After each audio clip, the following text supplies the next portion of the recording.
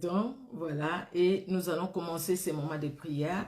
Ben, vous vous connectez, bien aimés, vous partagez la vidéo, vous invitez d'autres personnes. Merci Seigneur, les femmes messagères, j'espère que vous vous connectez déjà. Hein, vous vous connectez déjà. Merci Seigneur Jésus-Christ. Notre Dieu est bon, il est redoutable. Amen, amen, amen. Amen, amen, amen. Jésus-Christ est Seigneur, il est puissant. Alléluia. J'ai perdu là, moi. Voilà. Merci Seigneur Jésus-Christ qui est au-dessus de tout. Il est Seigneur, il est Dieu et il est redoutable. Amen, amen, amen. Notre Dieu est bon. Alléluia. Nous allons commencer ce moment de prière, bien-aimés. Nous allons rendre grâce à Dieu. Bonsoir, maman Judelle. Que Dieu te bénisse, servante de l'Éternel. Bonsoir, Manik Tchetou. Je suis très contente que Dieu te bénisse. Servante de Jésus, bonsoir. Bonsoir à tout un chacun. Vraiment que Dieu, dans son amour, vous bénisse. Amen, amen. Vraiment, notre Dieu est merveilleux. Il est bon et il est redoutable. Aucun Dieu ne peut se comparer à lui, n'est-ce pas, bien-aimé? Nous allons rendre grâce à Dieu pour ce temps qu'il nous a accordé et nous allons commencer ces moments bénis. Je veux vraiment que les femmes que nous sommes, nous puissions être attentives à ce que le Saint-Esprit veut nous parler, à ce que le Saint-Esprit veut pas nous révéler, parce que c'est des choses que nous connaissons déjà. Les choses que nous connaissons déjà, mais juste un petit rappel, ça fait toujours du bien. Éternel Dieu notre roi, nous te disons un grand merci pour ta bonté, pour ta fidélité. Tu as été avec nous depuis le matin jusqu'à 7 heures, Seigneur. Et si nous sommes là dans ta sainte présence, ô Éternel, ce n'est pas un fait du hasard, mais c'est ta grâce dans nos vies. Éternel, nous saisissons cette grâce et nous disons que tu es bon. Nous disons que tu es merveilleux. Alléluia, toi qui ne fais exception de personne. Éternel, tu nous appelles, tu nous acceptes. Éternel Dieu de gloire, tu nous as créés, tu nous as façonnés à ton image, à ta ressemblance, pour te servir. Alléluia. Tu es mort à la croix. Jésus lève de Golgotha, c'est pour que nous puissions te servir, que nous soyons dans les ministères. Laisse que l'honneur et la gloire montent à toi. Par le nom de Jésus-Christ de Nazareth. Cher Saint-Esprit, nous avons besoin de toi. Merci pour le sang de Jésus qui nous lave et qui nous sanctifie, qui couvre tous les membres de nos familles. Et merci pour le Saint-Esprit qui est à l'œuvre. L'Esprit de vérité, l'Esprit de gloire, remplis-nous de toi. Remplis ces moments, bénis ces moments, parle dans les cœurs, libère, Seigneur, les ministères dans la vie d'une femme qui était bloquée, éternel Dieu de gloire, dans le nom puissant de Jésus. Amen. Amen, amen. Que Dieu bénisse tout un chacun, bien-aimé. Notre Dieu est bon, il est redoutable, il est merveilleux. Alléluia, alléluia. Vraiment que Dieu dans son amour soit glorifié. Ces moments de prière a commencé déjà vendredi par la servante de Dieu, maman Louise Blessing et les prophétesses. Je te dis vraiment merci, maman Louise Blessing, parce que c'est toi qui m'a invité. Merci Seigneur. Le Seigneur a fait vraiment que nous puissions être là par sa grâce, mais nous avons été invités par notre sœur Louise Blessing qui s'occupe des femmes dévouées pour Jésus. Donc vous voyez là, ça passe dans les femmes dévouées pour Jésus dans la page qu'elle est administratrice et elle fait l'œuvre de Dieu. Merci aussi à la servante de Dieu qui est passée hier. Vraiment que Dieu la bénisse aussi. La femme et les ministères. La femme et les ministères. C'est vrai, maman, notre sœur Blessing nous a parlé de la consécration. Cette femme qui est consacrée pour le ministère. Parce que si on n'est pas consacré, au fait, on ne va pas faire l'œuvre de Dieu. Donc, il faut qu'on soit consacré. C'est ce qu'elle a expliqué. Sinon, vous voyez dans la page des femmes dévouées pour Jésus-Christ. Donc, il y a tous ces enseignements, même notre bien-aimé qui a parlé hier, c'était vraiment bien, que Dieu la bénisse aussi. Alors, aujourd'hui, nous poursuivons au fait cette série de prédications, oui, cette série d'enseignements ou de prédications. Merci, merci servant de l'Éternel. Alors aujourd'hui, nous sommes toujours dans ce thème, la femme et les ministères. Et aujourd'hui, nous allons parler du rôle, le rôle de la femme dans les ministères. Oui, le ministère est là, mais quel est le rôle de la femme dans les ministères? Alors, c'est de ça que nous allons parler aujourd'hui. Excusez-moi, je vais vraiment libérer de la place, parce que j'ai envie de tout. Voilà. Donc, voilà, c'est bon. Alors, les rôles de la femme dans les ministères. Nous allons commencer, bien aimé, par lire un passage qui m'a bien aimé. Je pense qu'elle a lu ça hier aussi, à moins que je me trompe. Nous allons commencer par les commencements. Je pense que nous trois, en tout cas, nous avons commencé par là. Chacun a pris un passage différent. Merci Seigneur, parce que dans l'œuvre de Dieu, nous complétons. Alors, Genèse 1, 26 à 27.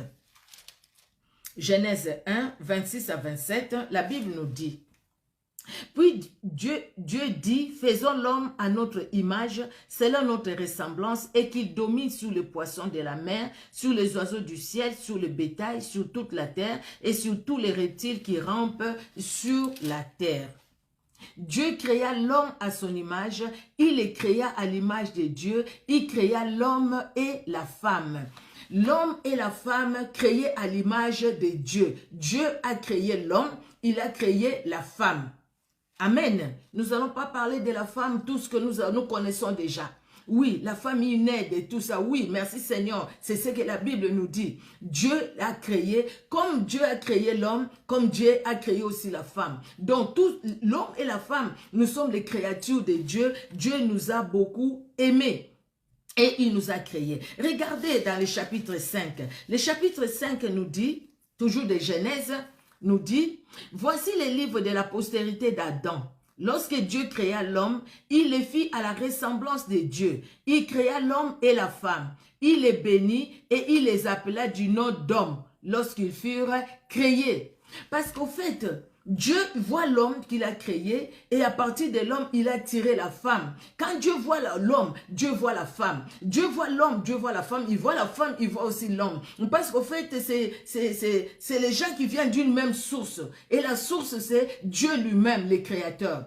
Or, le créateur, c'est lui aussi qui donne l'ordre. Le créateur, c'est lui aussi qui donne la mission. Le créateur, c'est lui qui a dit à l'homme et à la femme de multiplier, d'être fécond et quelque part de gérer ce que Dieu a créé, quelque part de les servir au travers de ce qu'il a créé. C'est Dieu qui l'a fait.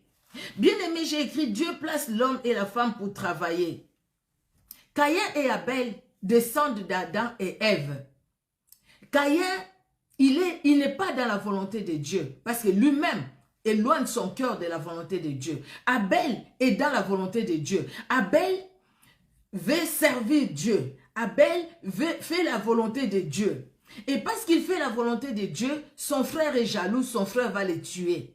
Et quand son frère le tue, parce que l'œuvre de Dieu, les services de Dieu doit continuer à être fait, Dieu, qu'est-ce qu'il fait? Dieu va donner à Adam et Ève Seth.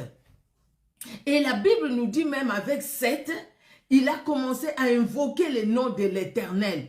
Et par Seth, nous voyons toute la lignée Noé, Abraham, et David Joseph.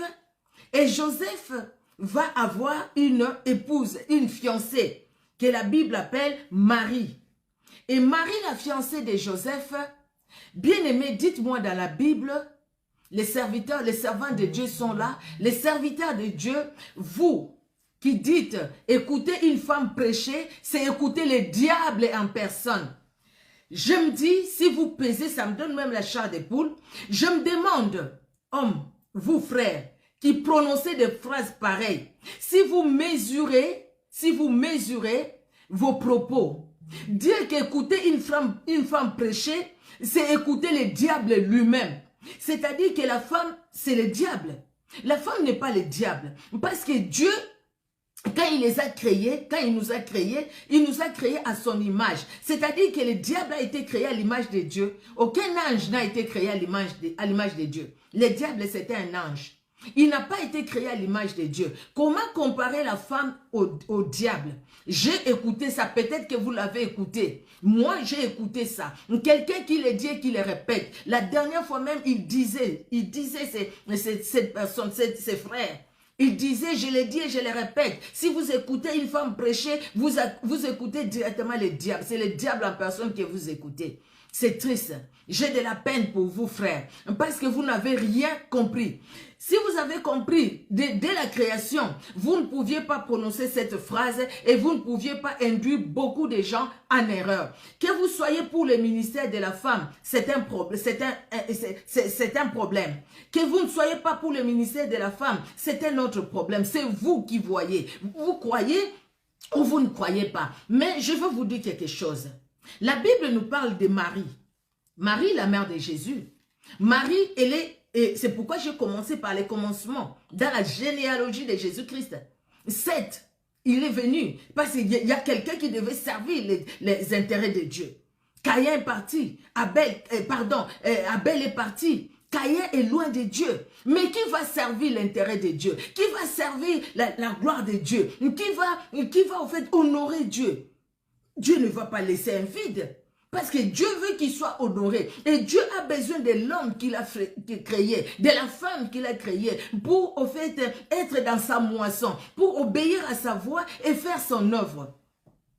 Et Seth est venu, dans la descendance, c'est Noé, Abraham, David, et ainsi de suite. Il y a beaucoup d'autres personnes, mais les personnes que nous connaissons plus. Marie va dire quelque chose. Nous sommes dans Luc, au chapitre 1er. C'est l'ange qui vient visiter Marie, l'ange qui annonce à Marie qu'elle sera enceinte, qu'elle aura un fils, et cet enfant-là, on l'appellera Jésus, c'est lui qui va sauver le monde, c'est lui. L'ange annonce à Marie. Marie est vierge. Marie se pose la question, comment ça va se faire? Moi, je ne connais même pas d'homme. Comment Marie est fiancée? Il sait, à l'époque, toi tu es fiancé, tu vas avec un autre homme, mais on va te lapider. Marie a peur.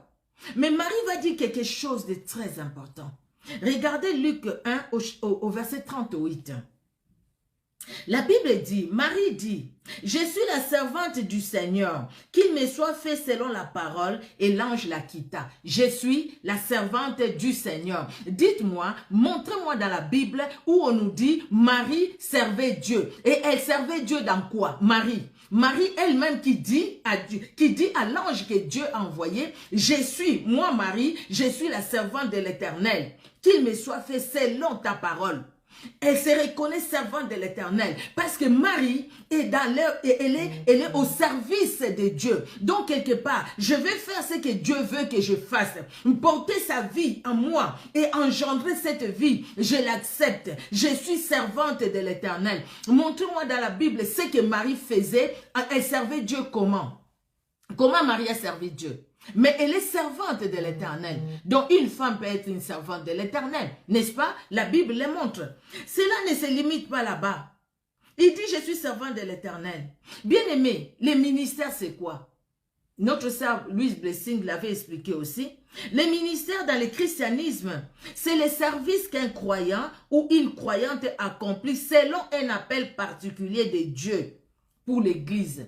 Donc, celui qui exerce le ministère, c'est celui qui fait les services de Dieu selon son appel. Marie a compris son appel et elle a fait les services de Dieu selon son appel.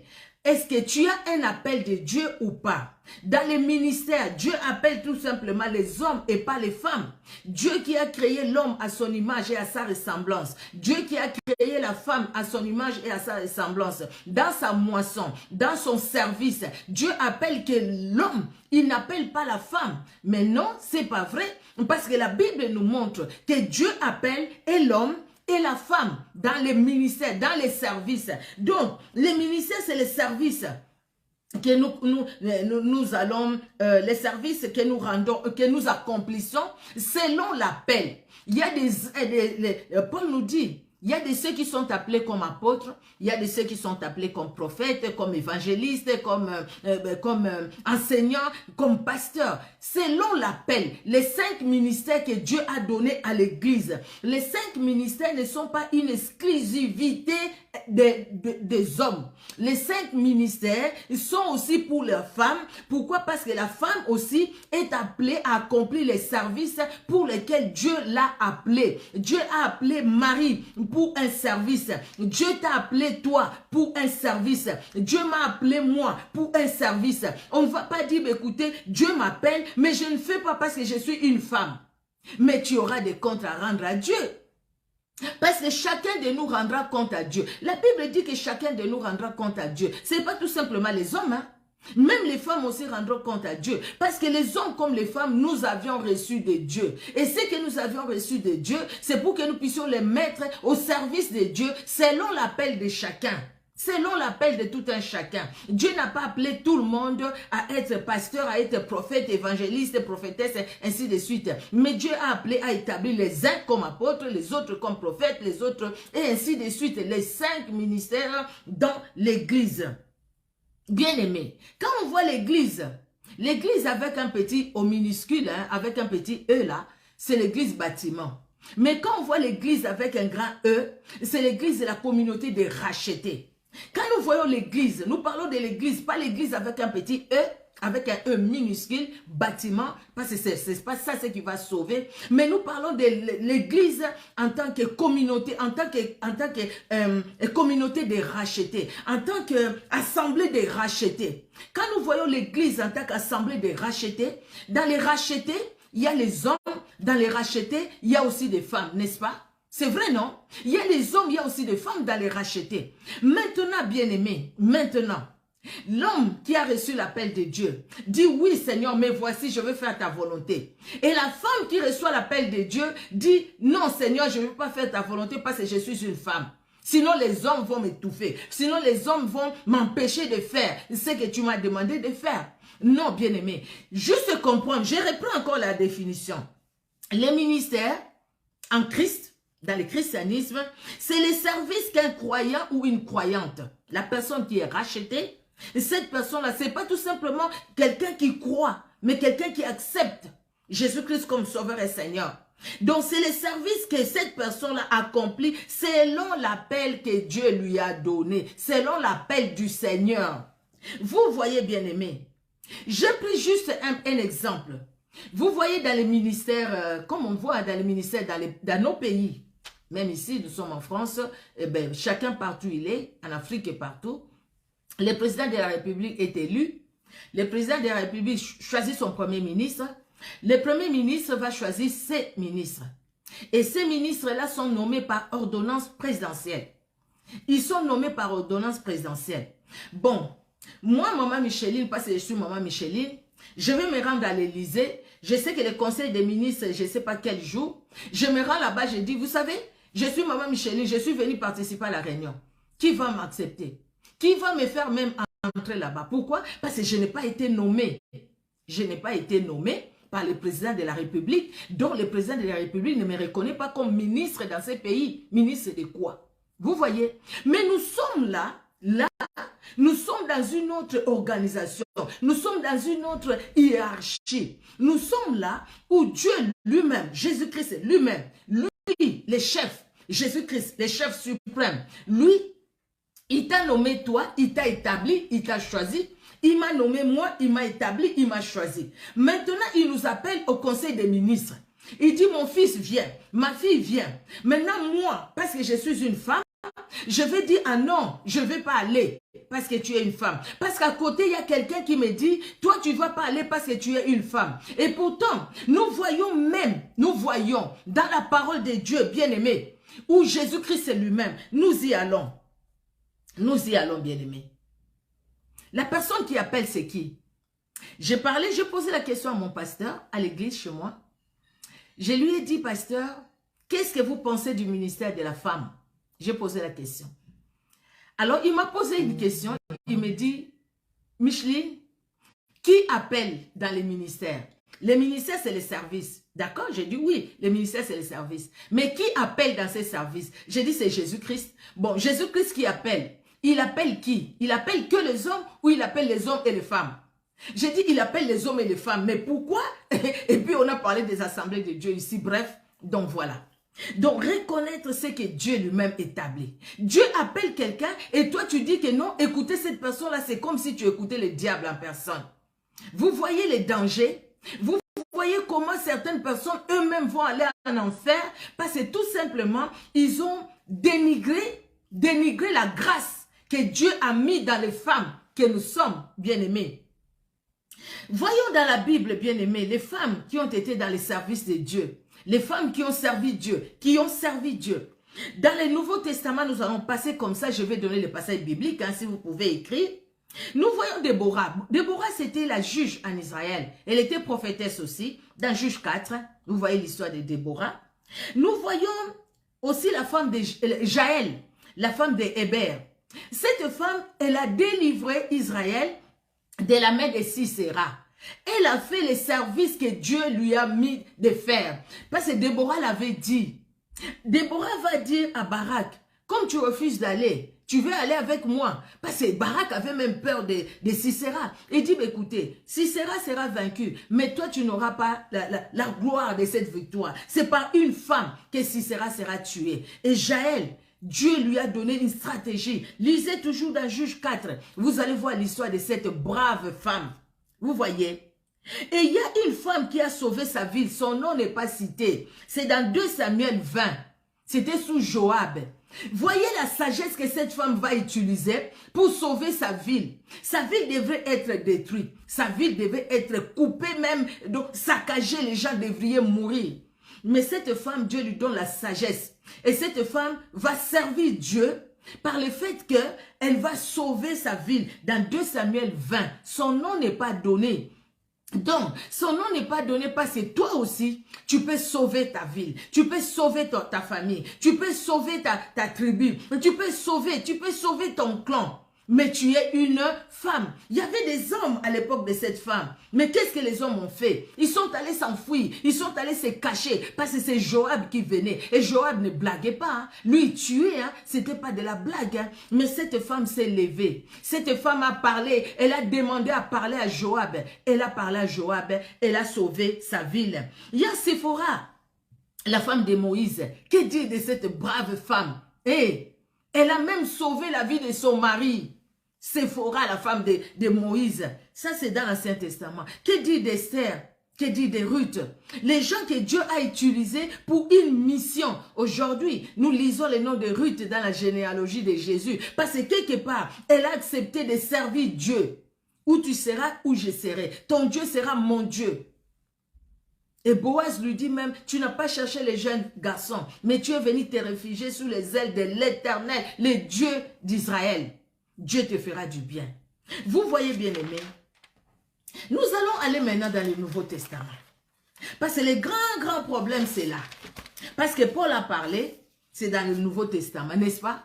Paul a parlé dans le Nouveau Testament. Mais Paul ne s'était pas contredit. La Bible se complète par elle-même. Pourquoi prendre juste un verset? Je ne permets pas à la femme d'enseigner. Un verset, mais lisez les autres. Lisez la suite. Qu'est-ce qu'il veut dire par là? Bien-aimé. Et Dieu est bon. Dieu est bon. Maman, femme, tu as été appelée. Chacun a été appelé. Tu sens vraiment que Dieu t'appelle. Et si tu vas te bloquer, ne pas faire l'œuvre de Dieu. Parce que tout simplement, il y a des hommes qui te disent, ah non, la femme ne peut pas prêcher. La femme ne peut pas faire ceci. Nous allons voir ça. Dans Luc 8, nous allons lire la Bible, nous allons beaucoup lire la Bible, parce que tout est dans la parole de Dieu. Dans Luc 8, au chapitre, verset 1 à 3, la Bible nous dit, j'ai encore Luc, oui, c'est bon. Luc 8, voilà, je suis arrivé. Luc 8, oui, de 1 à 3. Ensuite, Jésus allait de ville en ville et de village en village, prêchant et annonçant la bonne nouvelle du royaume de Dieu. Les 12 étaient avec lui et quelques femmes qui avaient été guéries d'esprits malins et de maladies. Marie dite de Magdala, pardon, excusez-moi, de laquelle étaient sortis 7 démons. Jeanne, femme de Chuza, excusez-moi, intendant d'Hérode, Suzanne et plusieurs autres qui l'assistaient de leurs biens. Oui, vous allez me dire, Ah, mais là, c'est écrit, ces femmes-là assistaient de l'air bien. Donc, c'était peut-être des diaconesses. C'était peut-être, oui, peut-être c'était des diaconesses. Mais Jésus-Christ n'a pas exclu la femme, tout près d'elle, parce que c'est la femme. Jésus-Christ n'a pas exclu la femme. Jésus-Christ a considéré l'homme comme il a considéré la femme. Vous allez me dire, c'est écrit où? Nous allons y arriver. Jésus-Christ a considéré l'homme comme il a considéré la femme. Donc, Jésus-Christ n'a pas fait exception. Jésus-Christ n'a pas dit, écoutez, hey, hommes, venez, vous allez me suivre. Et quand les femmes venaient, leur dit, non, vous êtes des femmes, hein, vous, votre place est dans la cuisine. Votre rôle, ici auprès de moi, vous n'avez aucun rôle. Ils avaient un rôle à jouer. Les rôles à jouer de ces femmes, dans l'église, dans les services de Dieu, ils étaient là avec Jésus. Partout Jésus était, ils étaient là. Et même à la croix, ces femmes sont allées là. Et même quand Jésus-Christ a été enterré, pendant que les hommes avaient peur, les femmes sont allées. Les femmes étaient là dans le ministère de Jésus. Donc, si Jésus-Christ est lui-même le maître dans son ministère, il met les femmes pour que les femmes servent aussi dans son ministère. Bien aimé, ce n'est pas écrit de façon noire et blanc. Cette femme prêchait. Cette femme était diaconesse. Cette femme était prophétesse. Cette femme. Ce n'est pas écrit, mais la Bible nous dit que ces femmes-là étaient dans le ministère de Jésus et que ces femmes-là servaient Jésus-Christ. Ils servaient avec leur bien. Et quand ils servaient avec leur bien, ils écoutaient la parole ou pas? Ils écoutaient la parole ou pas? Et quand ils servaient avec leur bien, ces femmes-là, ils étaient avec Jésus-Christ ou pas? Et c'est Jésus-Christ qui les a écartés. Il ne les a pas écartés. Ce sont des femmes et ils ont servi ils ont accompli, au fait, l'appel que Dieu leur a, comment dire, comme nous avions lu tout à l'heure dans la définition. Donc, c'est l'appel, ils ont accompli selon l'appel particulier de Dieu. Jésus-Christ les a appelés pour ça. Ils sont allés dans l'église, ils sont allés près de Jésus, ils sont allés avec Jésus et ils ont accompli ce que Jésus-Christ leur a demandé de faire. Amen. Ils ont fait ce que Jésus-Christ a mis dans leur cœur. Ce qu'ils se sont vus capables de faire, ils l'ont fait. Jésus-Christ ne les a pas chassés. Nous sommes toujours dans Luc. Nous allons aller dans Luc au chapitre 24. Luc chapitre 24. Et là, c'est les disciples qui parlent. Hein. Luc 24, c'est un passage que nous connaissons. Ces disciples, ils étaient tous enfermés. Jésus-Christ est mort. Ils avaient peur des Juifs. Ils avaient peur que les gens puissent les tuer parce que le maître est parti. Ces disciples quittent Jérusalem pour aller à Damas. Ils quittent Jérusalem. Et pendant la route, Jésus-Christ qui les aime, Jésus-Christ qui ne veut pas que ces hommes puissent descendre bas, Jésus-Christ va les rencontrer. Ils voient que leur cœur est triste. Jésus-Christ va parler avec eux. Mais il y a quelque chose. Ces hommes, ils vont dire, pendant qu'ils étaient en train de parler, et Jésus-Christ leur dit de quoi vous parlez, ils vont expliquer à Jésus-Christ. Alors, ils vont expliquer les choses. Et le verset 22, écoutez. Il est vrai que quelques femmes d'entre nous, et d'autres versions disent, quelques femmes, ça bègue. Moi, de l'autre côté, je me vois bien. D'autres femmes de notre groupe. Dans d'autres versions, ils disent d'autres femmes de notre groupe. Certaines femmes. Pardon, qu'est-ce que c'est dit? Il est vrai que quelques femmes de notre groupe, hein, qui disent ça, c'est les disciples. Les disciples qui quittent Jérusalem pour aller pour descendre à Damas, hein, les disciples qui quittent Jérusalem, et ils disent, il est vrai, Jésus-Christ les rencontre pendant qu'il parlait, pendant qu'ils discutaient, Emmaüs, pardon, les disciples d'Emmaüs, voilà. Alors, ils vont dire, il est vrai que quelques femmes parmi nous, donc c'est-à-dire ces femmes-là étaient où? Ils étaient avec les disciples, non? Pendant que les disciples étaient dans la chambre haute, ils attendaient le Saint-Esprit. Il y avait aussi des femmes qui étaient là. Les femmes n'étaient pas exclues. Même les disciples n'ont pas exclu les femmes. Même les disciples n'ont pas dit, vous êtes que des femmes, qu'est-ce que vous allez faire au milieu des hommes? Les disciples les ont acceptés. Et ils vont dire le verset 22, il est vrai. 22, il est vrai que quelques femmes d'entre nous nous ont fort étonnés, s'étant rendues de grands matins au sépulcre et n'ayant pas trouvé son corps, elles sont venues dire que les anges leur sont apparus et ont annoncé qu'il est vivant. Quelques-uns de ceux qui étaient avec nous sont allés au sépulcre. Les femmes nous ont étonnés, les femmes qui étaient avec nous, les femmes qui sont dans la chambre haute avec nous, les femmes qui sont en train d'attendre la venue du Saint-Esprit parce que Jésus-Christ a parlé. Ces femmes-là ont écouté. Jésus-Christ a dit, quand il va mourir le 3e jour, il va ressusciter. Et ces femmes-là sont allées le 3e jour. Ces femmes, ils ont vu que Jésus-Christ est ressuscité. C'était les femmes. Ils sont revenus pour leur dire Jésus-Christ est ressuscité. Mais ils n'ont pas cru. Malgré ça, les hommes vont à Emmaüs. Malgré ça, les hommes disent, écoutez, non, on ne va pas croire à ces femmes. Et pourtant, ils ont écouté aussi comme les femmes, Jésus, non? Ils ont écouté comme les femmes Jésus. Ils ont écouté. Mais ces hommes, ils ont quitté la présence de Dieu pour aller dans le découragement. Bien que les femmes sont venues leur apporter la bonne nouvelle. C'était dans le Nouveau Testament. Les femmes sont allées, ils sont venus prêcher la bonne nouvelle aux hommes qui étaient enfermés, qui étaient dans les inquiétudes, qui étaient dans le découragement. Les femmes sont venues leur encourager. Soyez forts, Jésus-Christ est ressuscité, Jésus-Christ est vivant. Quand tu dis à quelqu'un Jésus-Christ est vivant, tu prêches ou tu ne prêches pas? Hey, tu évangélises ou tu n'évangélises pas? Jésus-Christ est puissant, Jésus-Christ est vivant. C'est pas ça l'évangélisation? Vous voulez quelle évangélisation? Vous voulez quoi? Vous voulez quoi? Vous voulez que les femmes là, quand ils sont revenus là, qui disent, écoutez, nous sommes que des femmes, on ferme la bouche. Sans annoncer ce qu'ils ont vu, sans annoncer la bonne nouvelle. Elles ont annoncé la bonne nouvelle. C'est ça l'évangélisation. L'annonce de la bonne nouvelle. La bonne nouvelle, il n'y en a qu'une. Jésus-Christ est vivant. Jésus-Christ est ressuscité. Et ils sont venus dire aux hommes, Jésus-Christ est ressuscité. C'est eux-mêmes qui le disent. C'est eux-mêmes qui le disent. Eux-mêmes le disent. Ces femmes-là nous ont fort étonnés. Et pourtant, Jésus-Christ leur avait dit. Mais les femmes viennent leur dire, Jésus-Christ est vivant, il est ressuscité. C'est ça la bonne nouvelle. Donc ces femmes-là, ils ont fait l'œuvre de l'évangéliste.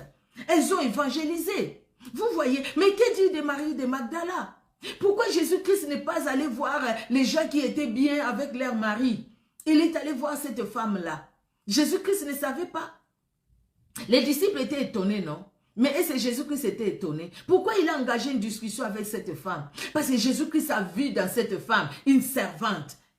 Quelqu'un qui devrait faire son service. Et le fait que cette femme-là soit allée dire aux gens de Samarie, venez, j'ai vu quelqu'un qui m'a dit tout ce que j'ai fait, ne serait-ce le Messie. Quand les gens sont arrivés, ils ont dit quoi?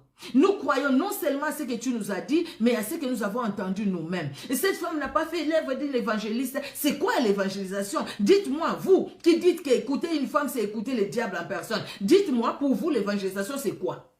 C'est quoi l'évangélisation? C'est quoi prêcher la parole de Dieu? C'est quoi? C'est annoncer la bonne nouvelle, non? Et quand on annonce la bonne nouvelle, cette femme-là a annoncé la bonne nouvelle aux Samaritains ou pas? Elle a annoncé la bonne nouvelle.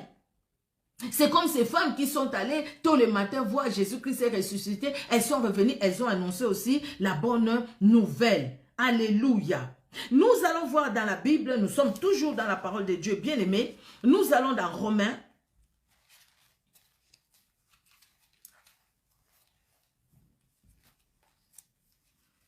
Pardon, excusez-moi, oui, voilà. Nous sommes dans Romains 16. Nous allons lire du premier verset au 5e verset. Romains 16. Je vous recommande Phoébé, notre sœur qui est diaconesse de l'église des Sancrés, afin que vous la receviez à notre Seigneur d'une manière digne des saints et que vous l'assistiez dans les choses où il aurait besoin de vous, car elle en a aidé à plusieurs et à moi-même. Saluez Prisca et Aquilas, mes compagnons d'œuvre en Jésus-Christ, qui ont exposé leur tête pour sauver ma vie. Ce n'est pas moi seul qui leur rend grâce, ce sont encore toute l'église des païens. Saluez aussi l'église qui est dans leur maison. Saluez Épaïnette, mon bien-aimé, qui a été pour Christ les prémices de l'Asie. Saluez Marie qui a pris beaucoup de peine pour vous.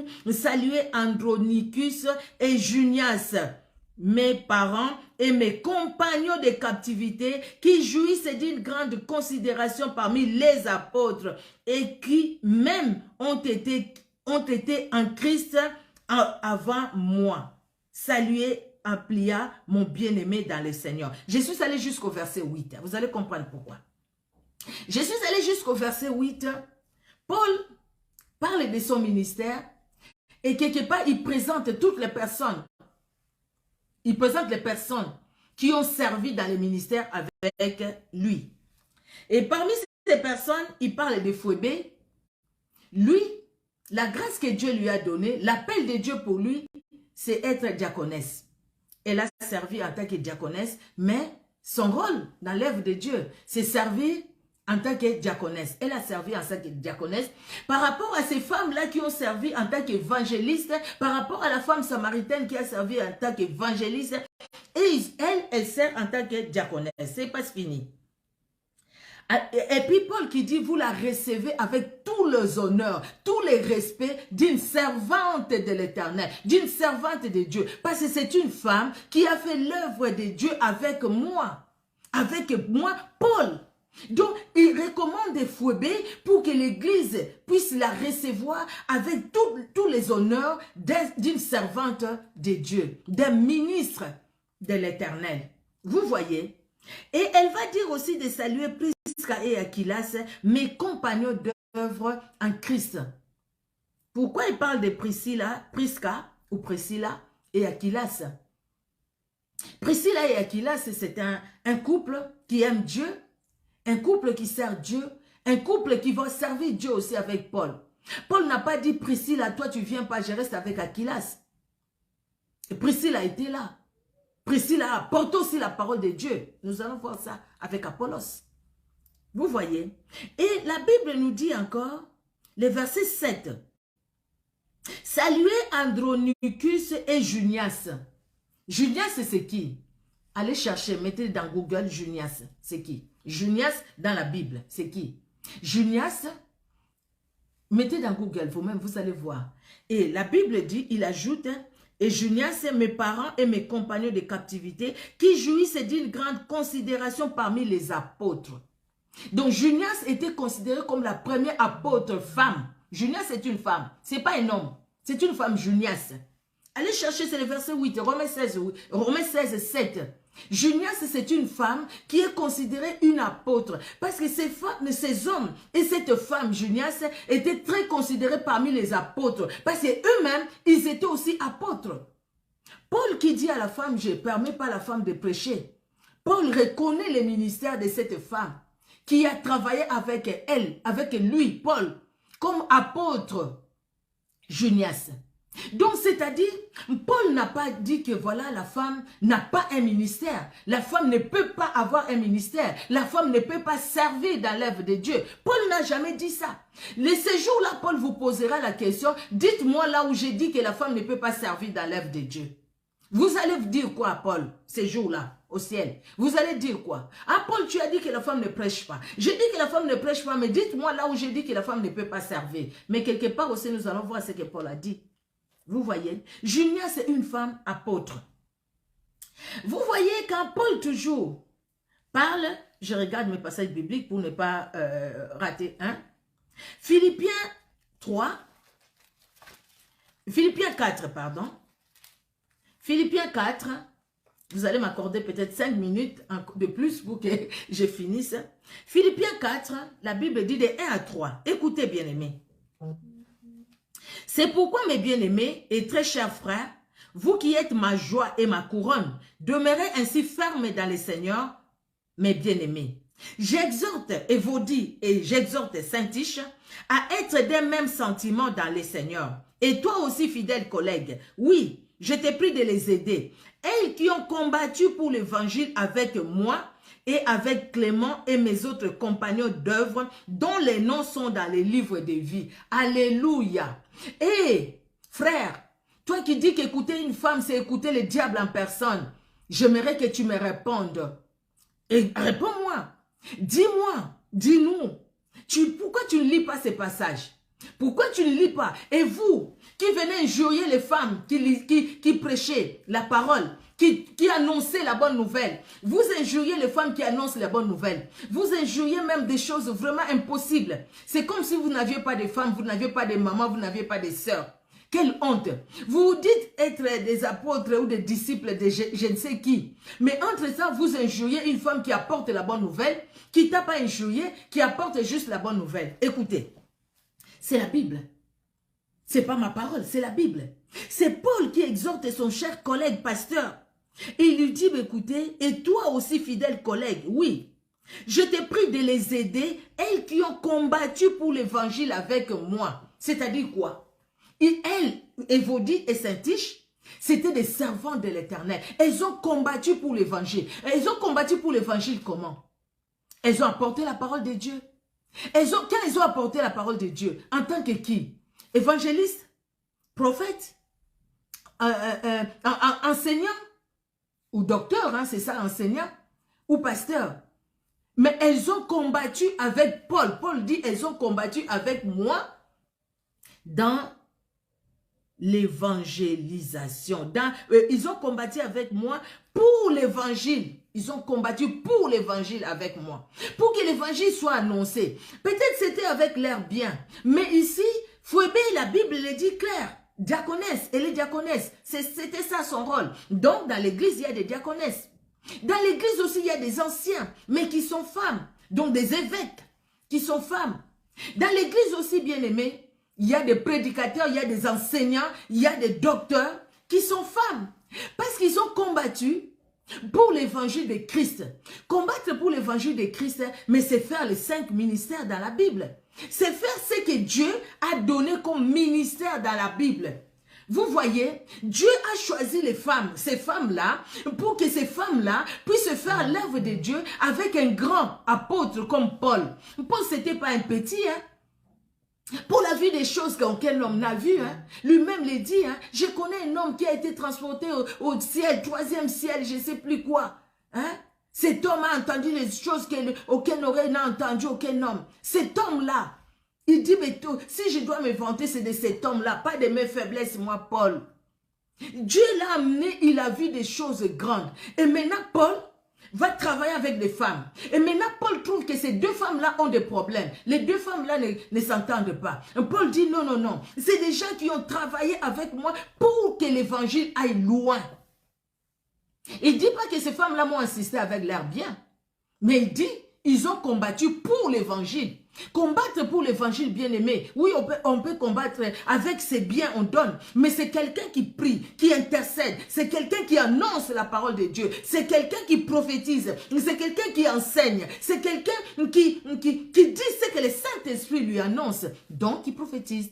Pas qui prophétise dans le sens juste prophétiser, mais qui est une prophétesse de l'Éternel, établie dans ses ministères. Les 5 ministères de l'Église, les 5 ministères sont pour l'homme et sont aussi pour la femme. La Bible nous les montre, bien aimés. Même si ce n'est pas écrit noir et blanc, il y avait tel qui était pasteur, il y avait tel qui était pasteur. Mais nous voyons Paul le dit, bien aimé. C'est Paul qui le dit. Évodie et Syntyche, ils ont combattu pour l'œuvre de Dieu. Ils ont combattu pour l'évangile. Avec Paul, ils ont travaillé avec Paul. Si nous regardons dans Acte 18,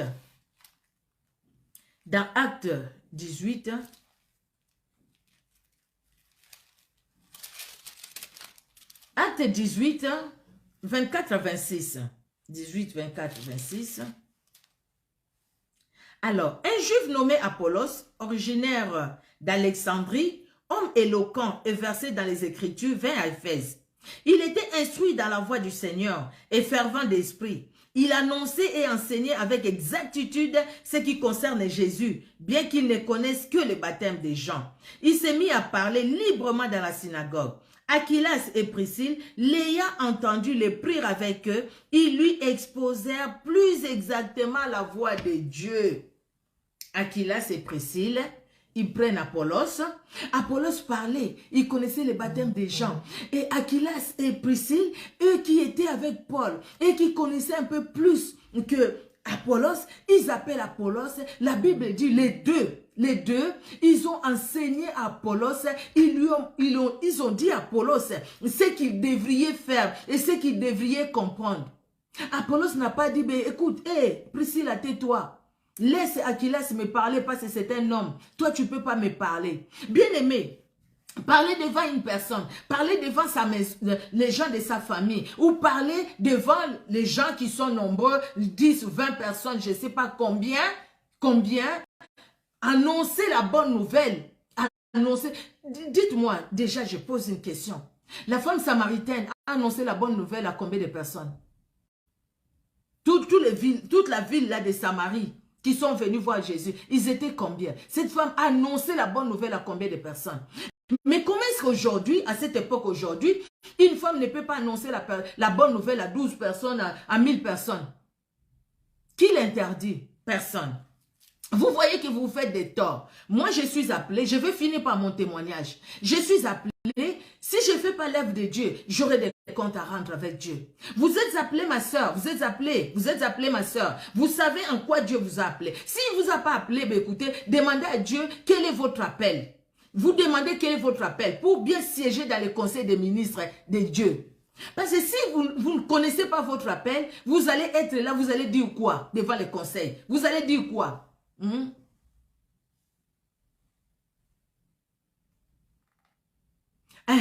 Une bonne question servant de Jésus. Une femme qui annonce la bonne nouvelle, je lisais sa question. Une femme qui annonce la bonne nouvelle à un homme et cet homme-là se répand, se convertit. Y a-t-il une joie au ciel ou pas? Il y a une joie au ciel. Ces jours-là en Samarie, les gens, ils ont dit, nous croyons non pas seulement ce que tu nous as dit, mais parce que nous l'avons entendu nous-mêmes. Il y a un peu l'aspect homme aussi qui est apparu. Mais ces jours-là aussi, il y avait des hommes, il y avait aussi des femmes qui sont allées pour voir Jésus, pour écouter Jésus. Parce qu'il y a une femme qui est allée annoncer la bonne nouvelle. Il n'y a pas des gens qui ont été sauvés par des femmes. Il n'y a pas des gens qui ont abandonné les péchés par des femmes. Et si ces femmes-là s'étaient tues, comment ces hommes-là allaient écouter la bonne nouvelle pour être sauvés? Vous voyez, bien aimé. Alors, on vient maintenant à ce passage. 1 Timothée 2, 12. Ça, c'est le passage lu, c'est le passage relu, c'est le passage où on nous donne, on nous met sous le visage. 1 Timothée 2, chapitre 12. 1 Timothée 2, chapitre 12. 1 Timothée 2, chapitre 12. Je vais lire quand même. J'exhorte donc avant toute chose à faire des prières, des supplications, des requêtes, des actions de grâce pour tous les hommes, pour les rois et ainsi de suite.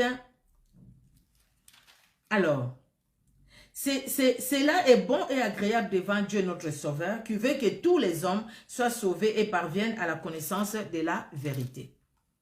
Car il y a un seul Dieu et aussi un seul médiateur entre Dieu et les hommes, Jésus-Christ homme, qui s'est donné lui-même à rançon pour tous.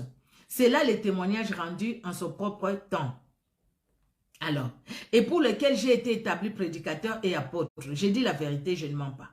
Chargé d'instruire les païens, ainsi de suite. Alors, il dit, pour les hommes, lever les mains pures, ainsi de suite. Le verset 9, je veux aussi que les femmes vêtues d'une manière décente, avec pudeur et modestie, ne séparent ni détresse, et ainsi de suite, mais qu'elles séparent des bonnes œuvres. Le verset 12, je commence par 11 et 12. 11, il dit, que la femme écoute l'instruction en silence avec une entière soumission. Je ne permets pas à la femme d'enseigner ni de prendre de l'autorité sur l'homme, mais elle doit demeurer dans le silence, car Adam a été formé le premier, Ève ensuite. Le verset 11. 11 nous dit que la femme écoute l'instruction en silence avec une entière soumission. Je ne permets pas. C'est Paul qui dit, moi Paul, je ne permets pas.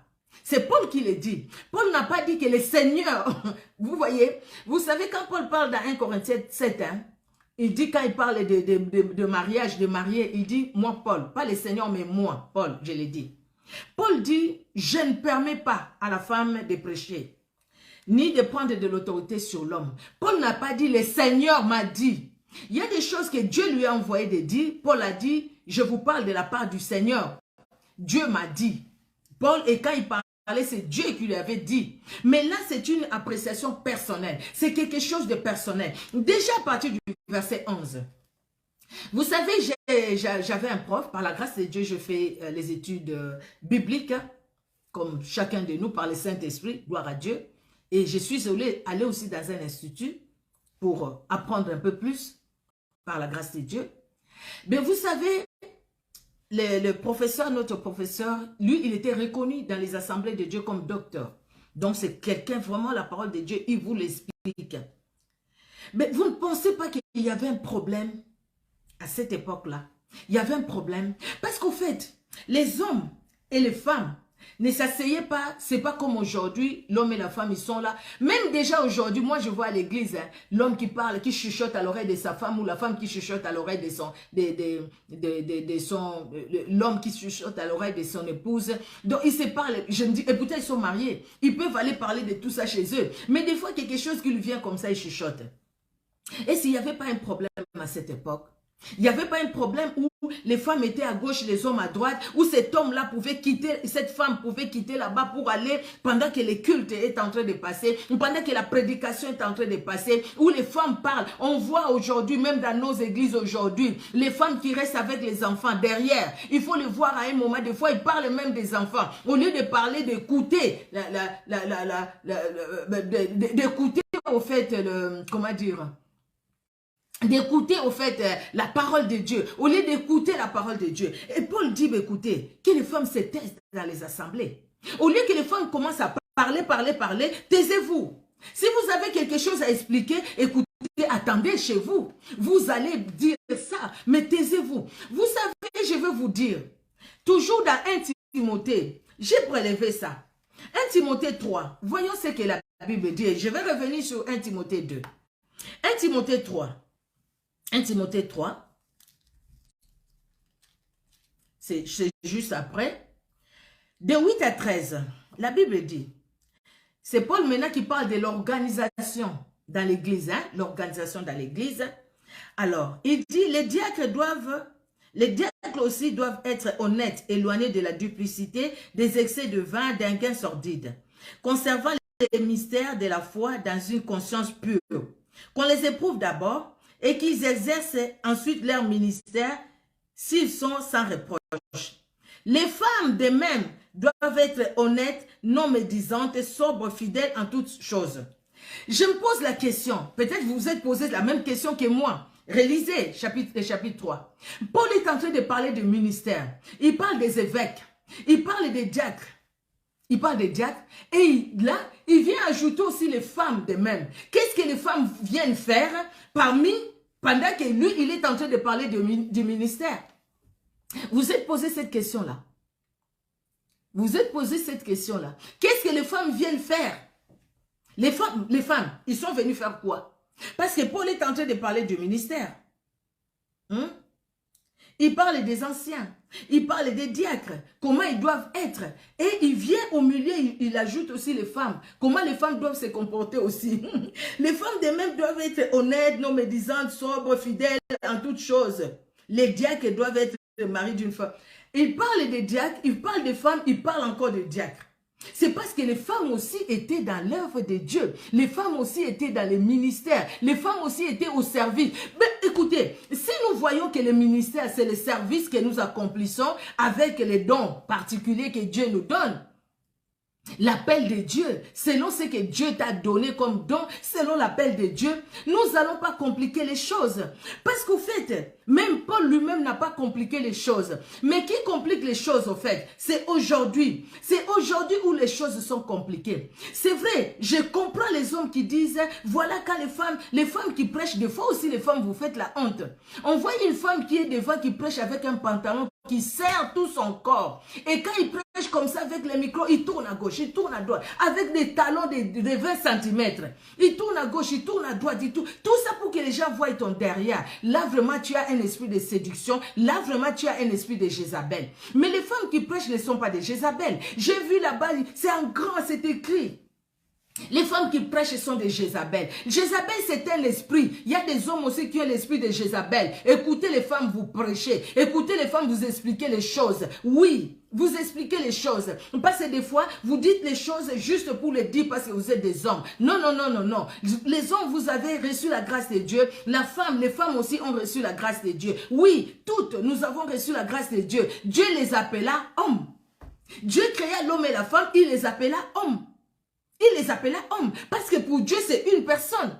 Pour Dieu, c'est sa créature. Pour Dieu, c'est la créature à son image et à sa ressemblance. Dieu ne fait pas exception des personnes. Ne fait exception des personnes, pardon, j'allais dire. Vous voyez? Mais qu'est-ce que la femme vient faire là-bas? On parle des diacres et des diaconesses. Hein? On parle des diacres au verset 8. On parle des diacres au verset 9. On parle des diacres au verset 10. Les versets 11, on parle des femmes. Et les versets 12, on parle encore des diacres qui doivent remplir convenablement leur service. Donc les femmes aussi doivent être honnêtes dans les services qu'ils font pour Dieu. Et qu'est-ce qu'il y a de difficultés là-bas? Moi, mon prof, là, je le disais, il nous disait, mais écoutez, il faut mettre les choses dans leur contexte. Qu'est-ce qui s'est passé à l'église à l'époque? Pour que Paul dise aux femmes de se taire dans l'église. Et c'était pour dire à la femme, tu n'apporteras pas la parole de Dieu. Toi, la femme, tu ne vas pas annoncer la bonne nouvelle. Paul a dit que la femme n'annonce pas la bonne nouvelle. Il n'a pas dit ça. Il a dit que la femme ne prenne pas autorité sur l'homme. Oui, il a dit ça, que la femme ne prenne pas autorité sur l'homme. Mais qu'est-ce que signifie prendre l'autorité sur l'homme? Prendre l'autorité sur l'homme signifie être devant la chair, devant son micro, prêcher. C'est ça, prendre l'autorité sur l'homme? Dites-moi. Et c'est ça, prendre l'autorité sur l'homme? Parce qu'on a pris le micro, on est en train de parler de la part du Seigneur. On prend l'autorité sur l'homme. Mais pourquoi vous laissez la femme chanter à l'église? Pourquoi vous laissez la femme prophétiser à l'église? Pourquoi vous laissez la place? Donc, c'est-à-dire, aujourd'hui, la place de la femme, le rôle de la femme ou la place de la femme, peut-être je devais mettre la place de la femme dans l'église, dans les ministères, c'est faire le ménage à l'église, chanter à l'église, s'occuper des enfants à l'église. Ça se limite là-bas, un point, c'est tout. Et le Saint-Esprit qui a rempli la femme le jour de la Pentecôte. Au dernier temps, la Bible dit, je répandrai mon esprit sur toute chair. Sur toute chair. Sur toute chair, c'est-à-dire toute chair. L'homme et la femme. N'est-ce pas? C'est ça, non? Vos fils et vos filles prophétiseront. Déjà, il y a les fils, il y a la fille. Mais si tout est chair, Dieu va répandre son esprit. Et il a répandu son esprit. Pour preuve, déjà, les jours de la Pentecôte, il y avait des hommes, il y avait des femmes. Et ceux qui étaient, les langues de feu sont descendues sur les hommes et sur les femmes. Toutes les personnes qui étaient dans la chambre haute, il y avait des femmes aussi qui étaient là. Il y avait des femmes qui étaient là et qui étaient avec les disciples, qui sont allés faire l'œuvre de Dieu comme ils pouvaient le faire. Il y a des femmes qui aimaient Dieu et qui faisaient l'œuvre de Dieu bien aimé. Ce n'est pas aujourd'hui que vous allez nous dire, écoutez, les femmes Jézabel, les femmes Jézabel. Non, les femmes Jézabel, peut-être les femmes là qui vont pour séduire, c'est leur problème. Pourquoi maman, toi aussi tu vas prêcher devant et tu as un pantalon, je l'ai dit tout à l'heure, et tu as tout ça là dehors, pourquoi tu les fais? Pourquoi tu les fais? Voilà, à partir de toi maintenant, on commence à mettre toutes les femmes dans les mêmes sacs. Tu sais que tu seras devant les gens, couvre-toi bien, habille-toi bien, simplement, couvre-toi bien, n'exagère pas, ne mets pas des faux cils, ne mets pas des ongles, des faux ongles comme je sais pas quoi là. Non, non, non, non, non. Non, quelque part aussi, il faut que tu te regardes. Les femmes doivent être sobrement habillées. Paul les dit aussi. Hein? Les femmes doivent être habillées de façon décente. Il ne faut pas s'habiller n'importe comment. Tu mets une jupe vraiment qui est avec une fente jusque là au niveau de la cuisse. Mais tu es devant, tu chantes. Ou tu es devant, tu prophétises. Non. Non, non, non, non, non. Les femmes, nous devons aussi veiller à notre comportement. Alors, nous sommes vers la fin. 1 Corinthiens 14, 34. La Bible nous dit quoi? 1 Corinthiens 14, 34. Alors, 1 Corinthiens 14, je suis déjà. 34, la Bible dit que les femmes se taisent dans les assemblées, car il ne leur est pas permis d'y parler, mais qu'elles soient soumises selon que le dit aussi la loi. Qu'elles soient soumises à qui? Qu'elles soient soumises à leur mari. Je voulais compléter avec 1 Timothée 3, de 8 à 13, que la femme ne parle pas dans l'assemblée, c'est-à-dire, cela ne veut pas dire que la femme n'apporte pas la parole dans l'assemblée, parce que la femme apporte la parole par la prophétie, la femme apporte la parole. Dans l'équipe d'évangélisation, il y a des femmes qui vont évangéliser dans des rues aussi. Les femmes vont évangéliser dans les rues, mais s'il faut apporter la bonne parole, la bonne nouvelle à l'église, vous dites, ah non, non, non, tu es une femme, tu ne dois pas le faire. Mais pourquoi tu l'amènes dans les rues alors donner le prospectus? Pourquoi tu l'amènes dans les rues alors aller évangéliser? Parce que là aussi elle apporte la bonne nouvelle. Elle apporte la bonne nouvelle. Vous voyez? Elle apporte la bonne nouvelle. Vous voyez, bien aimé?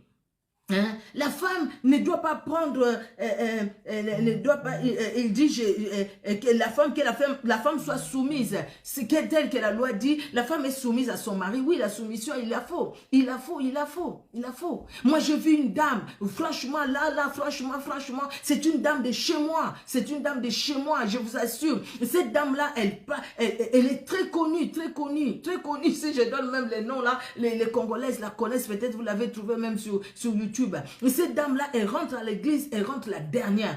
Non, si tu es pasteur, tu es évangéliste, tu es tout ce que tu es, c'est toi qui dois arriver en premier. Tu ne dois pas arriver après. Et cette dame-là, quand elle arrive, toute l'église se met debout et les choristes tous se mettent à genoux. Ils chantent à genoux. Et puis elle passe, elle touche tout le monde sur la tête. Non, là maintenant tu fais quoi? Tu fais vraiment du théâtre ou qu'est-ce que tu fais là? Ce que tu fais là, c'est pas bon. Et quand tu fais des choses comme ça, les hommes vont dire, regardez, c'est pourquoi on vous dit que les femmes ne prêchent pas. Quand aussi je vois quelqu'un, un frère qui parle beaucoup de femmes qui doivent pas prêcher, des femmes Jézabel, des femmes Satan, et tout ça, des femmes ils sont des démons, des femmes, pendant qu'il a une femme à la maison.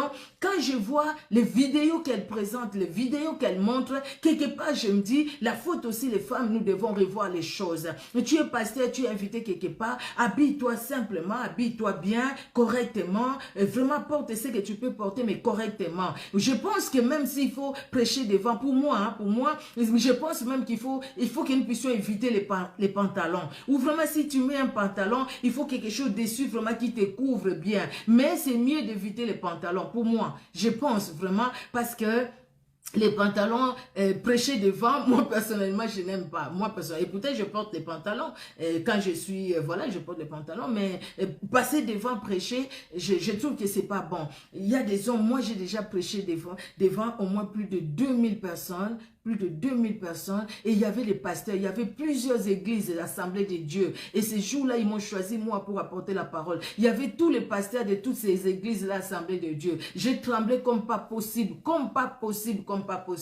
mais c'est les mêmes pasteurs qui sont allés trouver mon pasteur pour dire, cette femme a un ministère. Maintenant, vous allez empêcher à cette femme de faire l'œuvre de Dieu. Vous allez m'empêcher de faire l'œuvre de Dieu parce que vous dites que la femme ne peut pas prêcher. Galates 3, de 26 à 28, nous allons finir par là. Bien-aimés, nous allons finir par là. Galates 3, de 26 à 28. Qu'est-ce que Paul, qu'est-ce qu'il dit? Qu'est-ce qu'il dit, Paul? Ces jours-là, vous aurez des comptes à rendre. Hein? Et Paul va vous poser des questions.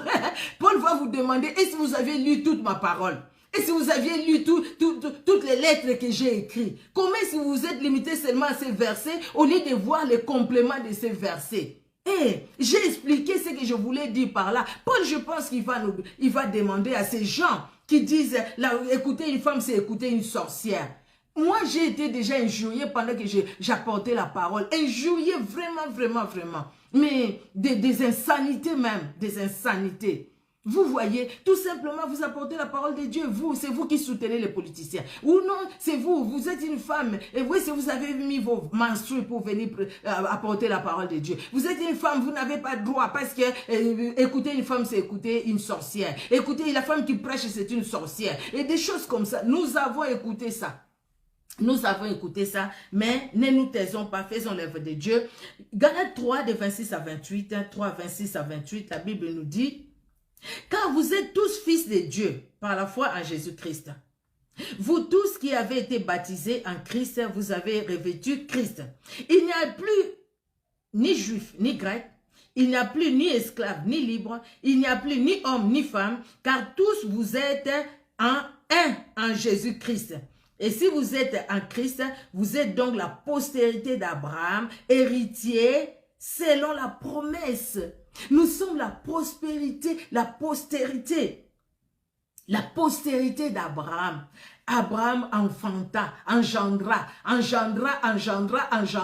jusqu'à Jésus-Christ et jusqu'à toi et jusqu'à moi. Donc, Paul dit, il n'y a ni homme ni femme. Et Paul dit, il n'y a plus ni homme ni femme, car tous vous êtes un en Jésus. Vous comprenez Genèse 5. Genèse 5 dit, Dieu les a appelés hommes. Il les a créés hommes et femmes. Il les a appelés hommes. Dieu appelle une personne. Et dans cette personne, il y a l'homme et la femme. Dans la chambre haute, il y avait les hommes, il y avait la femme. Jésus-Christ a pris les hommes, a pris les femmes. Paul lui-même a travaillé avec les femmes. Nous avions lu les noms des femmes qui ont œuvré avec Paul, qui ont combattu avec Paul. Et même la dame, la Junias, c'est quand je préparais ces messages que je l'ai connue. Je ne les connaissais pas. Je regardais les noms que je voyais là. Non, c'était des hommes, c'était des hommes. Je vois Junias, une femme. Hey, qu'est-ce qu'elle était cette femme? Et je regarde, je cherche. Non, c'était une femme apôtre. J'ai dit waouh. Et pourtant, elle a travaillé avec Paul. Et aujourd'hui, vous allez me dire non, non, non, non, non. Écouter une femme, c'est écouter le diable. Non, frère. Assieds-toi que la femme t'enseigne. Tu n'es pas enseigné. Tu n'as pas compris, frère. Tu aimes Dieu, la femme aime Dieu. N'empêche pas ta femme de faire l'œuvre de Dieu. Parce que ta femme, si elle a quelque chose de Dieu, en tout cas, qu'elle puisse la donner. Parce qu'elle a quelque chose de Dieu. Ne l'empêchez pas de faire l'œuvre de Dieu. Amen, amen. Bien-aimé, j'avais dit que je vais finir par ces courts témoignages. Je vais essayer vraiment de résumer. Je suis maman Micheline Kuchenza. Au début, je pense que je ne m'étais pas présentée. Maman Micheline Kuchenza, j'ai vu beaucoup de femmes messagères qui sont là, des sœurs qui me suivent. Que Dieu vraiment vous bénisse. Et Dieu appelle.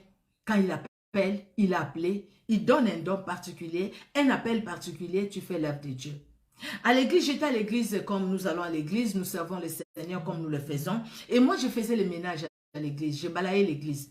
Pendant que je balayais l'église, mon pasteur, il était dans son bureau. On était avec d'autres sœurs. Et puis le pasteur vient, il m'appelle. Je ne sais pas pourquoi le pasteur m'appelle. Je vais dans son bureau, j'étais à Kinshasa. Et le pasteur me dit, le Seigneur me met à cœur au fait que tu puisses servir Dieu dans cette église. Mais pas dans ce que tu fais là. Toi, tu vas servir Dieu dans la parole. Je lui ai dit, servir dans la parole, pasteur. Qu'est-ce que je vais faire? Qu'est-ce que je vais donner? Moi, je ne connais rien. En tout cas, je ne peux pas, pasteur. Moi, je sers Dieu là-bas, je viens, je balaye l'église et puis c'est bon. Je suis bien là-bas dans la parole. Le pasteur n'a pas insisté, humblement. Elle a laissé. Et il a laissé, pardon. Il est parti. Et puis, au ministère, dans les ministères de femmes, où on était, les groupes de femmes, où on était, on devait recevoir au fait les autres femmes des assemblées de Dieu dans mon pays. Ils devaient venir dans notre église parce que c'est une grande église. Et là, celle qui était la responsable des mamans à cette époque, elle va me demander d'apporter la parole. Je lui ai dit, bah, écoutez, non, moi je ne peux pas apporter la parole parce que c'est toi qui es la responsable, c'est toi qui vas apporter la parole. Elle me dit, non, moi j'ai prié, je vois que c'est toi qui peux apporter la parole. J'ai dit, mais comment je vais faire? Moi je n'ai jamais apporté la parole, comment je vais faire? Et puis, bon, j'ai dit, ok, je vais essayer. J'ai essayé, j'ai essayé, je ne sais pas combien de feuilles. Je n'ai même pas dormi parce que tous ces jours-là, j'étais stressée. Et puis, j'arrive pour apporter la parole. Il y avait les pasteurs des autres églises qui étaient là, mon pasteur qui était là et tout. J'ouvre, j'ai donné les premiers passages que j'ai donnés. Et quand j'ai donné ces passages-là, je vous assure, les passages étaient très longs. Et mon pasteur qui dit, le passage est très long. J'ai tremblé. Mais puis, à un moment, le Saint-Esprit me saisit. Je vous dis, le Saint-Esprit me saisit. J'ai même laissé mes notes. J'ai laissé mes notes, j'ai pris le micro, je suis passé devant. Là, c'est maintenant, ça coulait. Et après, c'était la prière. C'est comme ça, ces pasteurs-là sont allés dire à mon pasteur, mais vous avez une ministre de l'Éternel ici, dans cette église. Et mon pasteur est allé voir mon mari, il a parlé avec mon mari, qu'il voulait vraiment que j'ai le ministère à moi, et l'église voulait m'aider et tout ça. Alors, l'église m'a aidé quelques temps après, vraiment j'abrège, quelques temps après l'église m'a aidé. L'église m'a envoyé faire la formation à l'Institut biblique, gloire à Dieu, la formation a été faite. Et quand je suis revenue, j'ai commencé à servir Dieu à temps plein. Après, je me suis occupée de maman. Merci Seigneur. Et après là-bas, je suis venue ici. Quand je suis arrivée ici, c'est là où je me dis vraiment, c'est vrai, l'appel de Dieu, tu peux l'avoir. Tu peux l'avoir, l'appel de Dieu, mais le temps de Dieu aussi est là. Mais c'est s'abandonner entre les mains du Seigneur. Je suis venue, quand je suis arrivée ici, je suis arrivée en France, mon mari m'a amené à l'église, là où il priait déjà lui, c'était l'église Assemblée de Dieu que moi, déjà dans mon pays, on m'a présenté, on m'a parlé aussi de cette église-là.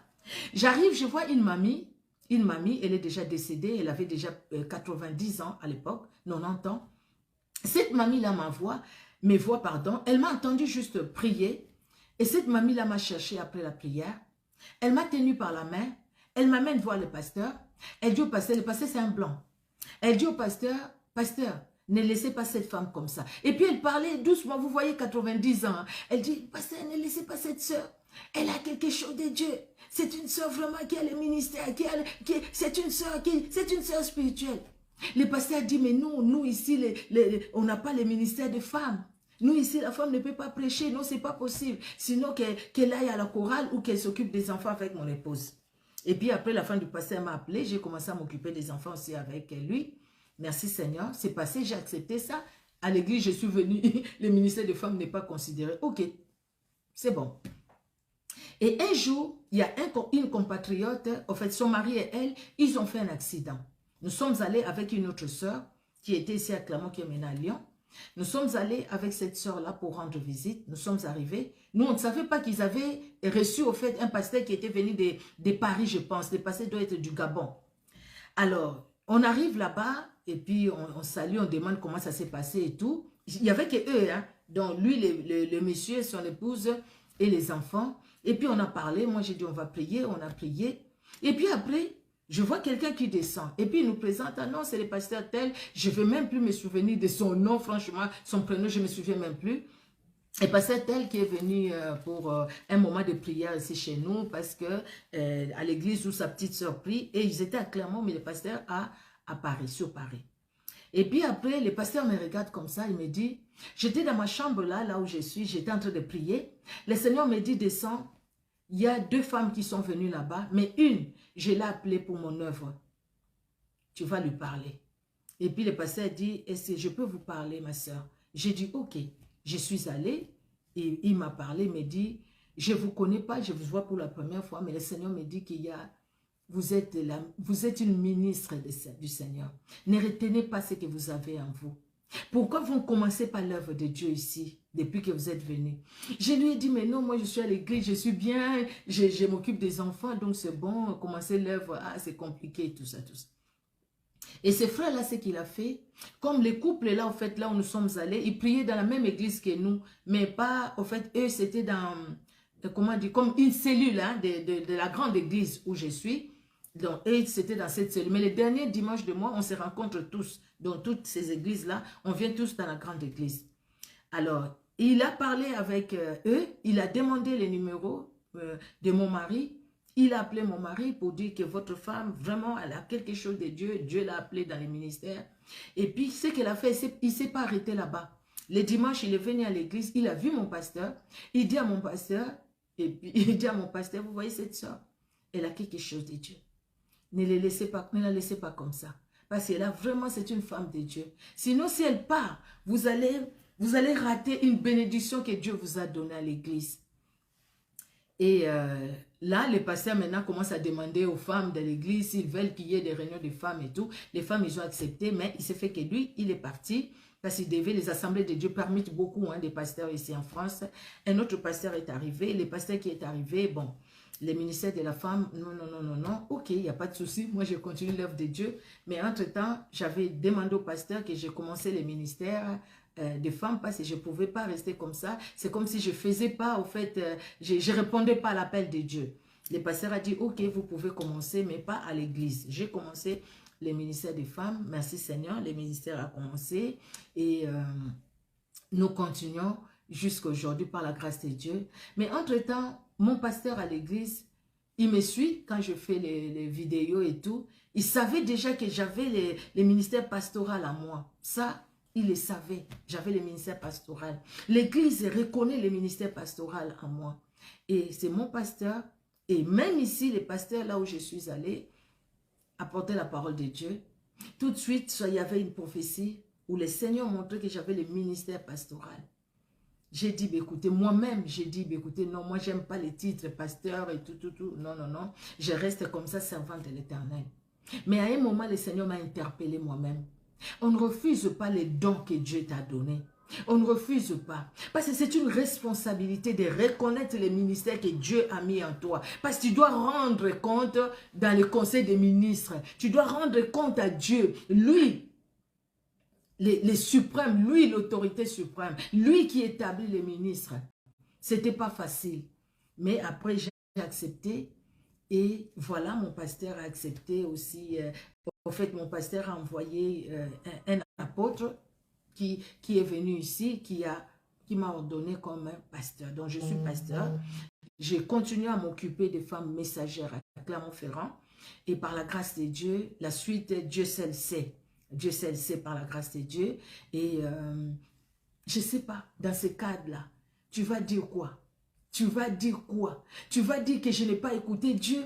Tu vas dire que non, écouter une femme, c'est écouter une sorcière, pendant qu'il y a eu des âmes qui ont été converties, des âmes qui ont été touchées. Même ici, à Clermont-Ferrand, où nous sommes, des personnes qui témoignent comment ils se sont attachés à Jésus-Christ à partir du ministère. Comment est-ce qu'avant, ils étaient là, ils ne grandissaient pas, mais aujourd'hui, ils ont grandi dans le Seigneur. Après, tu vas dire qu'écouter une femme, c'est écouter une sorcière, et les femmes qui prêchent, ce sont des Jézabel. Non, tu n'as pas compris l'histoire de Jézabel. Tu n'as pas compris l'esprit de Jézabel. Si tu comprends l'esprit de Jézabel, tu ne diras pas que la femme qui prêche, c'est une Jézabel. Au contraire, tu vas louer Dieu pour la femme qui prêche. Tu vas louer Dieu pour la femme qui apporte la bonne nouvelle. Parce qu'au fait, cette femme a compris l'appel. Il a compris l'appel. Si Dieu ne t'a pas appelé, ne force pas. Mais si Dieu t'a appelé, vas-y, fais l'œuvre de Dieu là où Dieu a permis que tu sois. Voilà le rôle que tu vas jouer dans les ministères. Sinon, tu auras des comptes à rendre à Dieu. Dieu te dira, je t'ai donné. Qu'est-ce que tu as fait de ce que je t'ai donné? Il t'a donné les talents. Tu es allé les enfouir parce que les hommes parlent. Il t'a donné les talents. Tu es allé les enfouir parce que tu es une femme. Non. Va déterrer les talents que Dieu t'a donné parce que tu auras des comptes à lui rendre. Et vas-y, fais l'œuvre de Dieu. Ne te proclame pas toi-même. Ne va pas autoproclamer toi-même. Ah, pardon si j'ai mal parlé. Les gens qui s'autoproclament. Tu dis, bah, écoutez, moi je suis évangéliste, moi je suis pasteur, moi je suis prophétesse. Non, laisse le temps au temps. Laisse le temps au temps. Au temps marqué par Dieu. Dieu fera que les hommes reconnaissent les ministères en toi. Et quand les hommes reconnaîtront les ministères en toi, gloire à Dieu. Parce que Dieu leur parlera du ministère qu'il t'a donné, les dons qu'il t'a donné, les talents qu'il t'a donné. Sers Dieu là où tu peux les servir. Sers-les. Et à fond, avec zèle comme Paul. Paul avait les ailes, donc toutes ces femmes aussi avaient du zèle pour servir Dieu. Que Dieu bénisse tout un chacun bien-aimé. Et merci vraiment à vous. Merci pour ce temps que nous avons passé ensemble. Je voulais vraiment que chaque femme puisse comprendre. C'est ce que nous avons cherché pendant ces 3 jours. Ça a été long, c'est vrai, mais que Dieu vous bénisse. Si vous avez tiré quelque chose, si vous avez des doutes encore pour servir Dieu, allez-y. Si vous ne comprenez pas encore dans quoi le Seigneur vous a appelé, priez. Dieu vous dira en quoi il vous a appelé. Et vous que Dieu a appelé, ne restez pas aussi chez vous. Vous dites, écoutez, Dieu m'a appelé, ben, je reste chez moi, qu'est-ce que je vais faire? Non, tu as compris que Dieu t'a appelé. Va dans les ministères, va dans ton église, sers Dieu. Le service de Dieu, ça se fait dans son œuvre, à l'église. C'est là, dans les ministères, c'est là où le service de Dieu se fait. Le service de Dieu ne se fera pas que chez toi. Non, tu ne vas pas dire je sers Dieu, je suis chez moi, je sers Dieu. Non, va à l'église, va servir Dieu. L'église avec un grand E, l'assemblée des rachetés. Vas-y, donne ce que Dieu t'a donné. Multiplie, fructifie les talents de Dieu. Sinon, tu auras des comptes à rendre avec Dieu. Éternel Dieu notre roi, nous te disons un grand merci pour ton amour. Merci Seigneur parce que moi-même, tu m'as encore parlé. Tu m'as vraiment parlé pendant ces moments, pendant ces messages, éternel Dieu de gloire. Merci de bénir tout un chacun. Merci Seigneur de bénir cette plateforme, les femmes dévouées pour Jésus-Christ. Bénis Seigneur ta servante, la prophétesse Blessing. Bénis éternel Dieu de gloire, toute son équipe, toutes les femmes qui travaillent avec elle, Seigneur, dans cette plateforme. Merci Père très saint de bénir toute femme ministre de l'Éternel, toute femme qui est dans les ministères. Merci Seigneur de bénir cette femme qui a entendu ton appel et qui a accepté Seigneur Dieu de gloire de dire oui à ton appel comme Marie Je suis ta servante, qu'il me soit fait selon ta parole. Cette femme qui a accepté comme mari, éternel Dieu de gloire, qu'elle est ta servante et que ta volonté se fasse dans sa vie. Éternel, bénis cette femme, bénis les ministères là où elle est, bénis les ministères prophétiques, bénis les ministères évangéliques, bénis les ministères apostoliques, bénis les ministères pastoraux, bénis Seigneur Dieu de gloire. Bénis Seigneur les enseignants, bénis éternel Dieu de gloire, bénis tout un chacun dans ce qu'elle fait, éternel Dieu de gloire, les diaconesses, les anciens, éternel, les chantres, bénis Seigneur Dieu de gloire, là où la femme exerce les ministères, bénis cette femme éternelle, bénis aussi les hommes éternel Dieu de gloire, ceux qui comprennent éternel, que tu les as appelés comme tu nous as appelés, bénis les hommes qui ne comprennent pas encore, que le Saint-Esprit les aide à comprendre cela, dans le nom puissant de Jésus-Christ, Père très saint, que nous t'avons ainsi prié. Amen. Amen, amen, amen. Vraiment que Dieu vous bénisse, que Dieu vous bénisse. Oh, merci Seigneur Jésus. Vous êtes tellement nombreux. Je risque de ne pas dire certains noms parce que comme ça défile, mais vous êtes nombreux. Vraiment les servants de Dieu, je vous ai vu. Que Dieu vous bénisse abondamment. Soyez richement bénis et merci à Maman Blessing, vraiment merci beaucoup pour cette opportunité que tu nous as donnée. Et voilà, le Seigneur, j'espère qu'il nous a aidés afin que nous puissions comprendre et que nous allions loin avec lui. Amen, amen. Soyez richement bénis et bonne soirée. Au revoir.